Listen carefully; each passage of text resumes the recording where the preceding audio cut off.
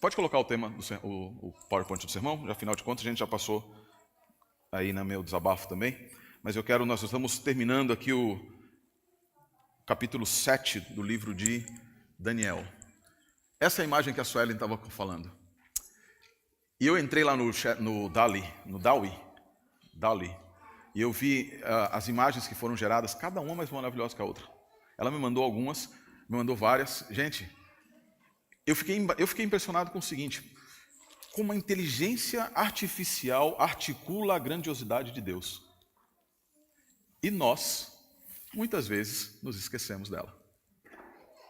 Ontem eu estava ouvindo um pastor, estava ouvindo um debate na rádio musical, na Musical FM lá do Brasil, e havia um pastor, ele disse o seguinte: nós precisamos parar de querer colocar em Jesus os atributos de Deus. Precisamos colocar os atributos de Jesus em Deus. E aí eu fiquei parando e falei, de onde ele tirou essa heresia? Porque quais são os atributos de Deus que ele não queria colocar? Os atributos da glória divina, os atributos da grandiosidade do senhorio divino. É muito mais simples no mundo que nós estamos vivendo, é muito mais palatável nós termos Jesus. Porque Jesus é aquele que a gente pode bater nas costas e dizer, oi, Senhor, ele é humano. Porque nós acentuamos o aspecto humano de Cristo e nos esquecemos de que ele não tem projetados os atributos de Deus, mas tem os atributos de Deus em essência. Os atributos de Deus fazem parte de quem ele é. Acho que não está passando aqui, Marcelo. Tá? Aí. E nós vamos terminando, principalmente hoje, o capítulo 7. Eu não vou só dar uma passadinha rápida, só dar uma relembrada. Nós estamos terminando o capítulo 7, e hoje, especificamente, o que nós temos é Daniel 7, o Filho do Homem, a resposta de Deus. Vamos voltar aqui, que não está indo.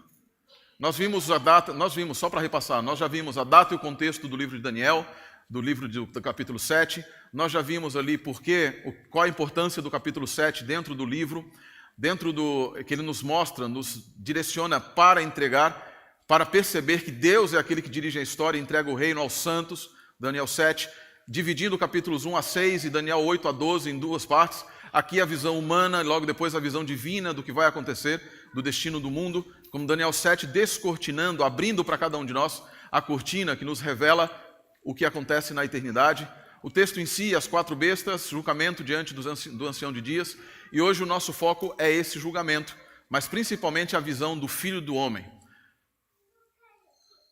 Vou passar aqui, nós já vimos, entendemos a profecia, quais são as bestas, quem eram aqui a identificação de Roma, da 4ª besta grandiosa, que tem os aspectos de cada um dos anteriores. Vimos como eles dominaram e continuam dominando através das influências do Império Grego, a influência do Império Romano, a influência da Babilônia na nossa cultura, as múltiplas influências que vieram e que fizeram ser o que nós somos ainda hoje.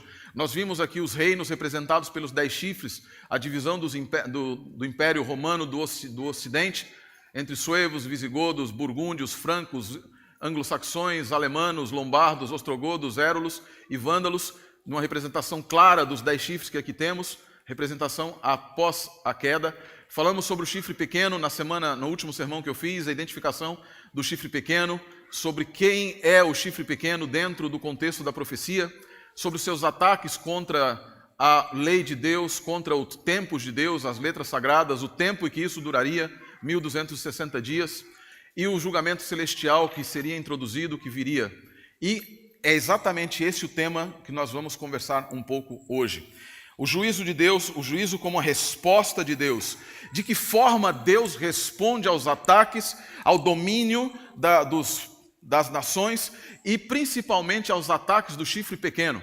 Essa imagem foi que a Suelen mandou, ela está um pedacinho aqui também, e é fenomenal, ela é maravilhosa. Ela nos mostra aqui um juízo acontecendo, milhares e milhares e milhões de milhões olhando para o Filho do Homem recebendo. E o nosso foco da mensagem hoje, embora eu vou falar um pouquinho sobre o juízo, é no Filho do Homem, do Filho do Homem. Para que serve o juízo? Para que serve o juízo? No mundo que nós vivemos é complicado falar de juízo, é ou não é? Ninguém gosta. Quem pode me julgar? Deus não julga ninguém. Deus não condena ninguém, já escutei isso milhares de vezes. É muito gostoso ouvir falar do amor de Deus, já falei isso aqui também. Nós gostamos de nos demorar no amor de Deus e falar do amor de Deus, isso é lindo, isso é maravilhoso. Mas quando nós nos esquecemos que Deus tem um todo harmônico de atributos, e que dentre os quais um deles é a sua justiça, nós acabamos criando um Deus à nossa imagem e semelhança, um Deus que é de acordo com nossa vontade, e não o Deus que é o Deus das Escrituras. É fato que Deus é amor, mas também é fato de que Deus é justiça e que Ele julga. E é fato também, vocês podem se espantar com isso, em algumas pessoas, porque dentro do meio adventista, hoje tem virado isso, nós estamos vivendo um momento de pregações diluídas, fluidas, líquidas, né? Pregações que nos querem apenas apaziguar a mente, manter-nos com coceira nos ouvidos, e isso é péssimo. Porque o que nós encontramos nas Escrituras é, Deus julga, Deus exerce o julgamento, Ele condena e deu à sua igreja autoridade para julgar também. Quem é você que me julga? Eu gosto de uma frase de Spurgeon, em que uma vez uma pessoa disse para ele assim, somente Deus pode me julgar. E Spurgeon respondeu dizendo, e você não tem medo disso, não? Você não tem medo disso? A ideia de que você só pode ser julgado por Deus é uma tentativa de afastar alguém que esteja te dizendo e denunciando os seus pecados, os seus erros, ou os meus pecados e meus erros.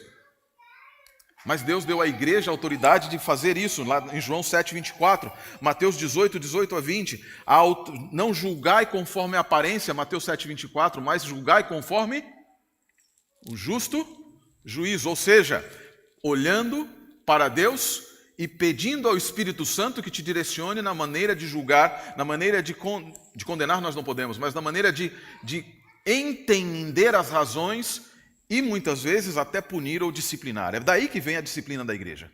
A igreja tem autoridade para assim fazê-lo, independente de eu amar você ou não amar você, e porque eu amo você e porque Deus te ama. Apocalipse 3, verso 20 e 21. Porque eu repreendo e educo a quem? Aqueles quem odeio? É isso que diz o texto?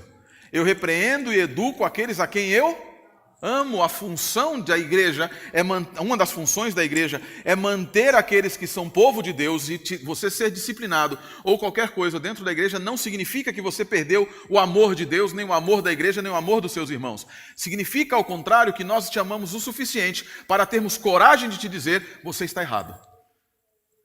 Porque o verdadeiro amor não oculta o erro. O verdadeiro amor aponta a resolução do erro, e a resolução do erro é a cruz de Cristo. Quando nós escondemos o erro de qualquer pessoa, o que é que nós estamos fazendo? Eu já falei isso uma vez aqui para vocês.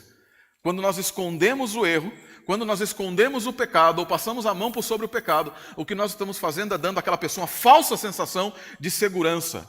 E essa pessoa, na falsa sensação de segurança, ela se aprofunda na queda, ela se cai num abismo, e ela se destrói no abismo, porque o abismo é o lugar da habitação dos demônios.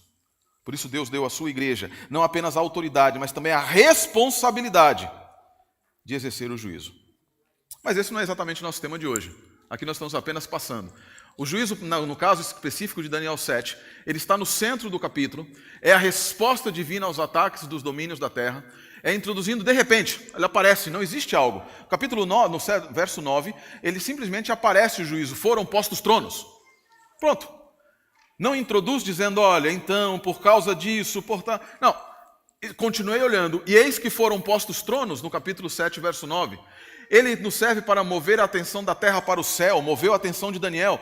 Daniel estava olhando e preocupado com as bestas, com o mar. Daniel estava preocupado. Quando ele vê o juízo, sua atenção sai das bestas, sai do chifre pequeno e vai para o céu. Isso é uma lição importante para nós. A gente tem que muitas vezes parar de ficar preocupado demais com o que é humano. Porque nós precisamos olhar para além da cortina que nos revela as Escrituras. Ele abre as cortinas das realidades celestiais, que se desenrolavam enquanto as realidades visíveis eram percebidas e sofridas em muitas situações. O juízo, capítulo 7, verso 9, como eu disse, ele é introduzido de uma forma repentina. Continuei olhando, até que foram postos uns tronos, e um ancião de dia se assentou. A sua veste era branca como a neve, e o cabelo da sua cabeça como a pura lã. E seu trono era de chamas de fogo, e as suas rodas de fogo ardente. Um rio de fogo manava e saía de diante dele. Milhares de milhares o serviam, e milhões de milhões assistiam diante dele. Assentou-se o juízo, e abriram-se os livros. Essa é uma das imagens que estava lá no Dowley. E eu fiquei encantadíssimo com essa imagem. Essa imagem, ela mostra o rio de fogo. E aqui, de novo, eu tive que colocar a mesma coisa que você fez lá com o rosto também. A mesma coisa. Porque aqui ele mostra o rosto de Deus. Existe uma recomendação da igreja de que nós não apresentemos o rosto do Pai em nenhuma representação em desenho. De Cristo tudo bem, do Espírito Santo também não, mas do Pai não. Então aqui mostra a grandiosidade de Deus se assentando em um juízo. O texto bíblico não nos mostra, e muitas vezes nós temos a ideia de que foram postos milhares e milhares de tronos, e que nesses tronos os santos de Deus sentaram-se para reinar e para julgar. É possível, mas existe uma interpretação muito mais interessante, muito mais contextual, que nos mostraria algo seguinte.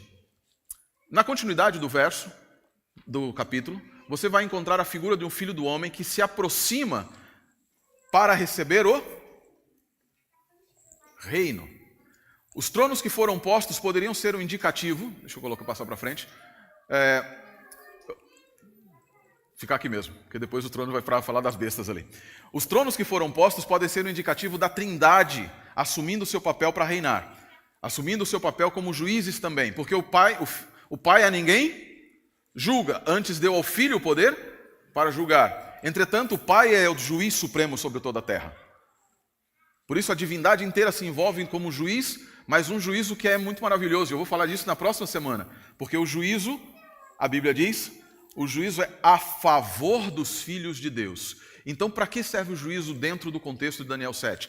Primeira coisa, para lidar com os impérios históricos que dominaram a terra, que interagiram com o povo do Altíssimo, que lutavam entre si, que guerreavam por domínio e governo, mas que recebem como sentença a retirada do domínio, mas não da sua vida. Eles continuam vivendo ainda mais um pouco de tempo, continuam ainda tendo influência. E de que forma vocês acham que eles poderiam continuar vivendo? Eu falei para vocês da última vez assim, nós vamos para a Babilônia, o modelo decimal que nós utilizamos, a forma sexagemal que nós utilizamos também tem a ver com a Babilônia. A astrologia tem a ver com a Babilônia. A ideia de imortalidade tem a ver com Pérsia, tem a ver com Grécia. A ideia de república, que nós tanto gostamos, tem a ver com a Grécia e com Roma. A ideia do parlamento, dos possíveis discursos que nós podemos fazer e diálogos e conversas tem a ver com a ideia do Senado romano, a ideia da democracia. Eles continuam vivendo através da sua influência. Mas o ponto principal o juízo não advém no tempo das bestas. O juízo aparece apenas e tão somente, verso 8, quando as atividades do chifre pequeno se apresentam, quando ele é introduzido na história e ele começa a blasfemar. Parece que o juízo não estava muito interessado com as outras bestas. Parece que o juízo não estava muito interessado, Deus não estava muito interessado com a Babilônia, com a Medopérsia, com o Egito, com esses outros reinos. Isso não é verdade. Na verdade, o que aparece o juízo pequeno representa a continuidade do Império Romano, agora incluindo o aspecto religioso. Lembram que eu falei com vocês sobre a expressão aramaica, Letzad Elaiha? Letzad Elaiha, que nós vemos que ele falou palavras contra Deus, em aramaico, na verdade, significa que ele falou palavras ao lado de Deus, que se colocou ao lado de Deus, colocou-se como uma opção para Deus. Vocês se lembram do livro de 2 Tessalonicenses, capítulo 2, verso 4, em que fala que o homem do pecado se assenta querendo parecer Deus. Ele não se levanta apenas contra tudo que é Deus, mas ele quer colocar-se como uma opção a Deus. Colocar-se como opção a Deus. E isso representa de uma forma muito clara a igreja romana que se apresentou como substituto de Deus. Eu li para vocês em vários momentos, eu posso até voltar a alguns aqui, mas várias declarações dos cardeais de Roma, várias declarações do catecismo romano, várias declarações de doutores em direito canônico que falavam a respeito do grande poder e autoridade do Papa de Roma, dizendo que ele poderia inclusive mudar as leis de Deus, interpretá-las e dizer que elas não eram mais válidas. E colocar que ele tinha poder a ponto de que ele não poderia ser julgado por absolutamente ninguém. E vocês se lembram, no ano 538, falei anteriormente, 535, 538, o bispo de Roma foi declarado incorruptível, foi declarado senhor de toda a terra, inclusive maior do que o próprio imperador Justiniano. do que o próprio imperador. Ele era, então, a última autoridade existente sobre a terra. Abaixo apenas de Deus, quando Deus estava no céu. Mas quando Deus estava aqui na terra, o próprio Deus, em algumas situações, deve se subordinar aos concílios e se subordinar ao poder do bispo de Roma. Veja, isso não é algo muito novo, não. Embora a gente esteja falando aqui do contexto profético, isso é algo que acontece dentro do judaísmo também. No Tratado Sanhedrin 72, há uma história que diz assim, havia o Rabino Yosef e Anina estavam discutindo a respeito de onde colocar uma fonte de água para o banho ritual, para o batismo. E aí os rabinos, os 70 rabinos que estavam lá discutindo, não, porque tem que colocar assim, etc. 71 rabinos. E um deles, Rabino Yanina, disse, não é assim, porque a Torá diz que tem que ser assim. Não. E houve uma discussão enorme. Olha a discussão que era, hein? Vou colocar fonte de água onde? É igual aquela discussão católica, né? Que é, quantos anjos podem dançar na cabeça de um alfinete? Isso é uma discussão completamente sem sentido para nós, mas fazia todo sentido. E foram 2 anos de concílio para discutir isso. Um outro concílio, que era o que estava Deus, o Pai, o Filho e o Espírito Santo fazendo sozinhos, quando não havia universo, não havia anjo, não havia nada. O que eles faziam sozinhos? Aí eles mandaram essa pergunta para Martinho Lutero. Lutero, com aquela tranquilidade, quase monteiro, quase eu, que tinha lá, ele respondeu assim, Deus estava preparando o inferno para quem fica fazendo esse tipo de pergunta. Olha que beleza de resposta. E no judaísmo tem essa discussão, e aí de repente Deus se cansou lá do céu, os rabinos dizem, Deus se cansou, ele diz assim, olha, aí Deus fala, vem um trovão e diz assim, ei, o Rabino Yosef está correto. Sabe o que os rabinos respondem para Deus? Quem pediu a sua opinião? Nós não precisamos de vozes do céu, nós temos a Torá. Nós não precisamos de vozes do céu. Você é só mais um. Você é só mais um. Atar errad. Você é só mais um no concílio dos sábios. Bekihilat Rohanim. Deus é só mais um? O ser humano tem, nas suas múltiplas manifestações de religião, de espiritualidade, etc., tem tentado reduzir Deus a um ser subordinado. Nós fazemos isso ou não, muitas vezes? Quantas vezes nós agimos da mesma maneira fora do âmbito dos concílios? Nós fazemos exatamente a mesma coisa. Em muitas situações, eu vou falar um negócio para vocês, pode parecer, nós temos em nós, e o apóstolo João fala disso, lá na segunda carta de João, ele fala que nós temos muito em nós o espírito do anticristo. E o espírito do anticristo não é o espírito daquele que ataca Cristo apenas, mas o espírito daquele que quer se colocar no lugar de Cristo e tirar Cristo do seu lugar. Muitas vezes, líderes da igreja, pastores e etc., nós tomamos a posição de que sabemos exatamente, ou mais do que Deus, aquilo que deve ser feito. Esse é o espírito do anticristo. Na nossa vida diária é exatamente da mesma maneira. E por isso o juízo nos atinge de forma individual, não apenas o chifre pequeno, porque ele atinge o chifre pequeno e a sua influência sobre aqueles que vivem na terra. Sobre a sua influência sobre aqueles que vivem na terra também. Agora, a resposta de Deus saindo do juízo especificamente, eu quero falar sobre isso um pouco mais na próxima semana, sobre o juízo especificamente. Esse juízo, ele se manifesta, ele conclui com a presença de alguém chamado Filho do Homem. Foi lido pelo Fernando, foi lido também lido pela Sara, pela Sarinha também, sobre a presença do Filho do Homem. Foram postos tronos, eu retorno aqui então à questão do trono. Esses tronos, no plural, podem indicar o momento em que a Trindade reassume o direito de reinar. Peraí, eles nunca tiveram o direito de reinar? Claro que sempre tiveram o direito de reinar. Mas se você for lá no Apocalipse, no próximo ano nós vamos estudar Apocalipse, lá no capítulo 5 do Apocalipse, é feito um desafio para alguém que tem um rolo na mão, e esse rolo na mão, escrito por dentro e escrito por fora, por dentro, e selado com 7 selos, ninguém podia ler. Em grego diz meudeis, é enfático dizendo que absolutamente ninguém, nem sobre o céu, nem no céu, nem sobre a terra podia ler. Isso inclui aquele que tinha um rolo na mão. Nem mesmo Deus poderia ler. Nem mesmo Deus poderia ler aquele texto. E por quê? Não porque ele não tivesse o poder de assim fazê-lo, mas porque ele se submeteu no grande conflito, a resolver o grande conflito, não pelo seu poder, mas pela demonstração do seu caráter. E quando ele assim o faz, ele aceita o desafio de Satanás na sua dignidade real, dizendo, tu não tens o direito de reinar. Ele fala, eu vou demonstrar que eu tenho, mas não pelo meu poder, mas pelo meu caráter. E a demonstração do capítulo 5 é exatamente isso. Deus demonstrando o seu caráter. Porque embora ele seja o leão da tribo de Judá, ele reassume o poder, o direito de reinar, de ser o Senhor do universo, pelo cordeiro que é morto e não pelo leão. Não pelo poder do leão, mas pela entrega do cordeiro. E esse cordeiro, e essa é a minha opinião e a opinião do Dr. Zdravko Stefanovic também, indica que a Trindade nesse momento, quando o juízo se assenta, é o momento em que o Cordeiro de Deus assume o reino, não apenas agora como sacerdote até o passado, mas agora assume o papel de reinar, de julgar em conjunto com o Pai e com a divindade. Por isso os tronos foram postos. Não são tronos para as pessoas, não são tronos para os 24 anciãos, não são tronos para ressuscitados, é o trono do ressuscitado, o trono do Deus Todo-Poderoso e do ressuscitado e do Santo Espírito. E é interessante porque nem mesmo o ancião de dias estava, porque eu penso nisso, porque nem mesmo o ancião de dias estava sentado.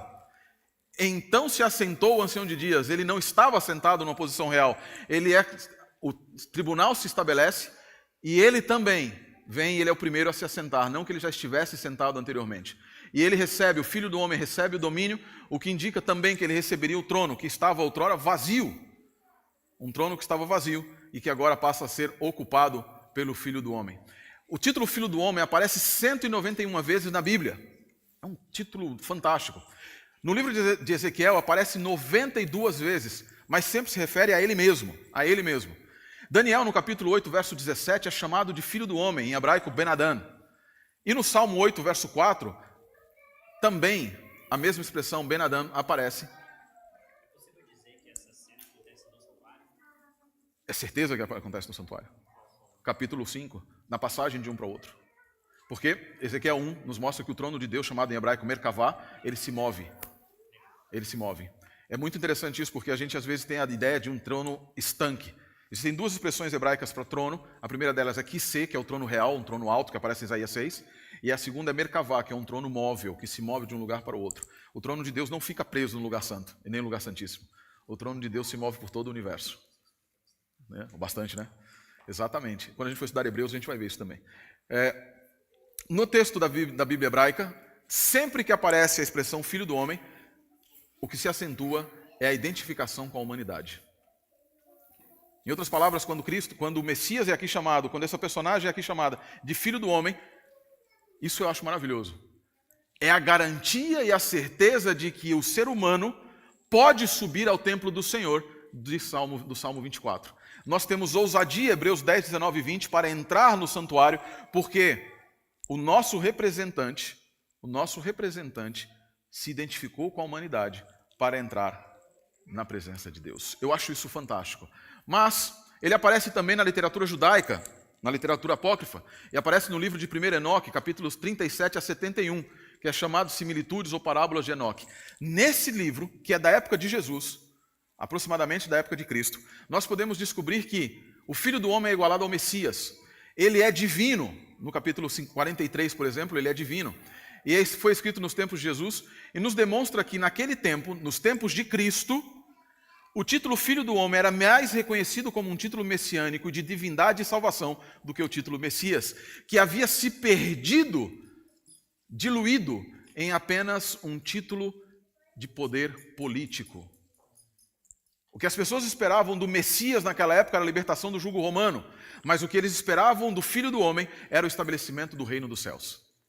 Por isso Jesus Cristo, no Novo Testamento, falava especialmente de si mesmo. E olha que dado interessante.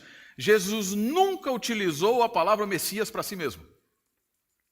Mas utilizou 84 vezes o título Filho do Homem. 84 vezes ele disse, eu sou o Filho do Homem. Quando vier o Filho do Homem, quando o Filho do Homem, o Filho do Homem. Na mente das pessoas naquele momento, se Jesus tivesse dito, eu sou o Messias, eles teriam colocado coroado e esperado que ele se levantasse contra os romanos, que foi exatamente o que eles fizeram. Mas quando ele dizia, eu sou o Filho do Homem, eles imediatamente percebiam que havia algo diferente, algo maior na sua mensagem e algo maior na sua missão, porque significava para o judaísmo algo muito mais profundo.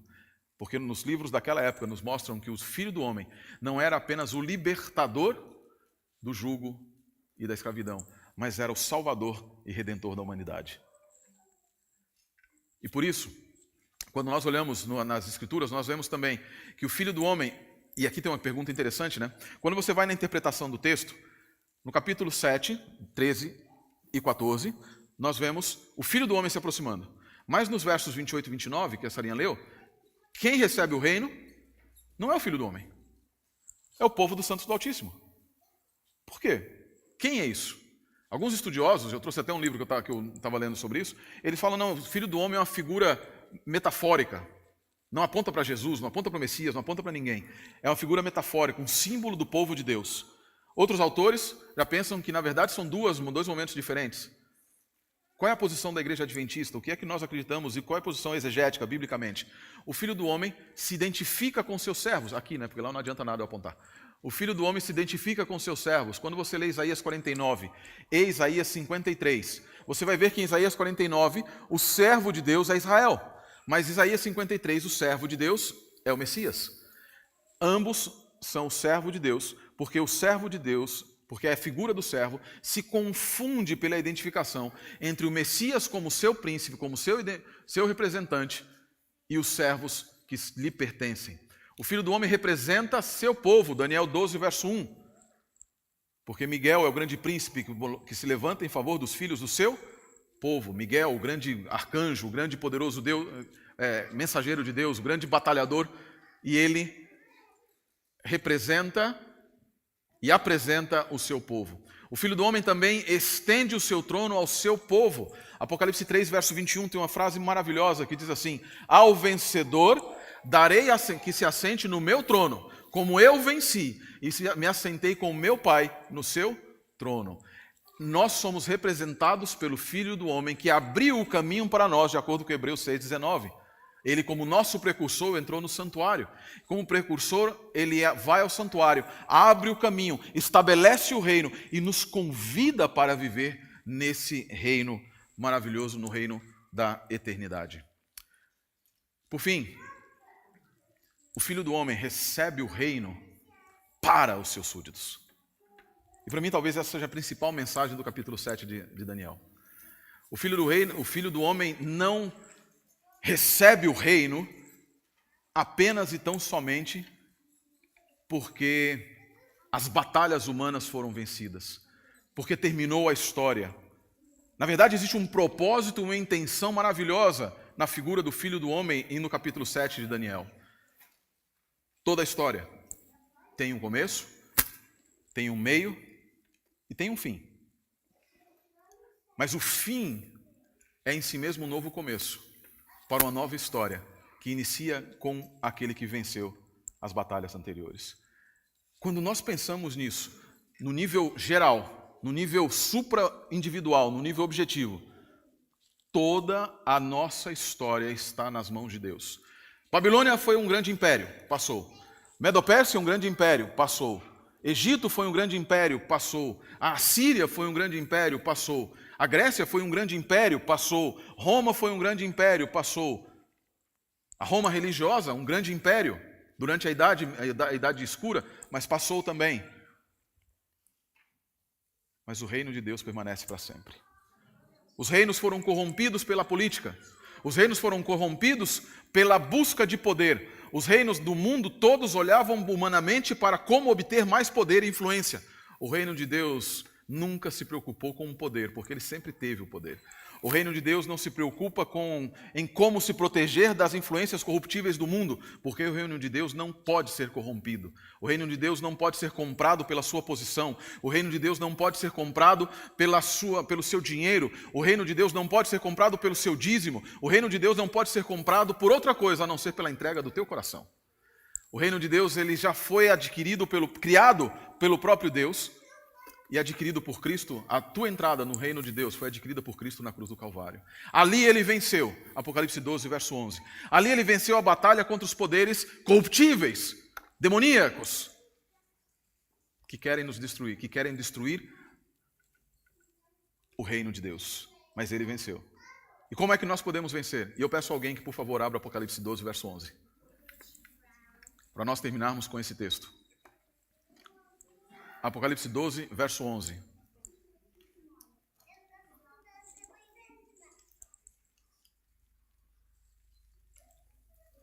Se alguém achar, por favor, aqui, já liga esse microfone aqui, por favor. Som. Para ler? Marilyn, aqui, ó. Ah, peraí. Quem vai ser? Pode ler aqui, Almer. Okay. 12, 11. Isso. Okay.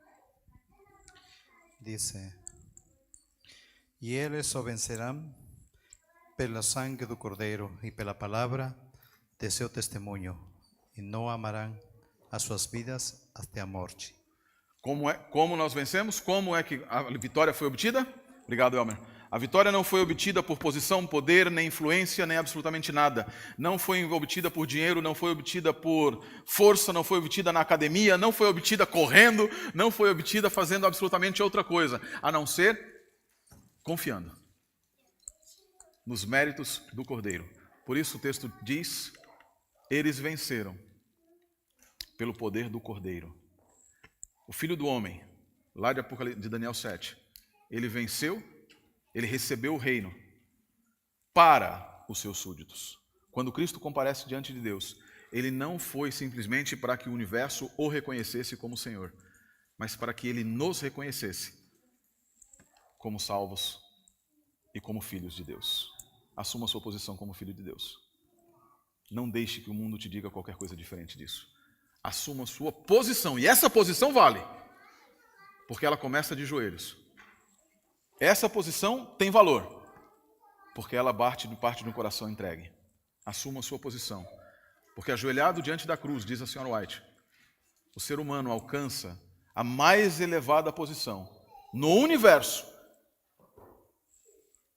que alguém pode alcançar. Ajoelhados diante da cruz, você e eu somos poderosos, porque Ele, Cristo Jesus, o Filho do Homem, compareceu diante de Deus, mas antes de comparecer diante do Pai, morreu à cruz do Calvário e venceu pelo seu sangue, nos dando possibilidade de vencer. Vamos fazer uma oração, que Deus lhes dê a paz e lhes dê um excelente sábado.